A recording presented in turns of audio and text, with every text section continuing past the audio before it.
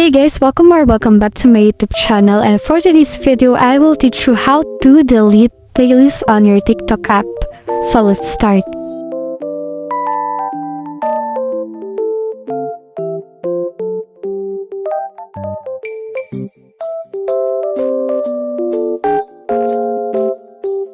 Before I end this video, meron akong i-share sa inyong platform, isang laro na pwede kayong kumita ng extra income.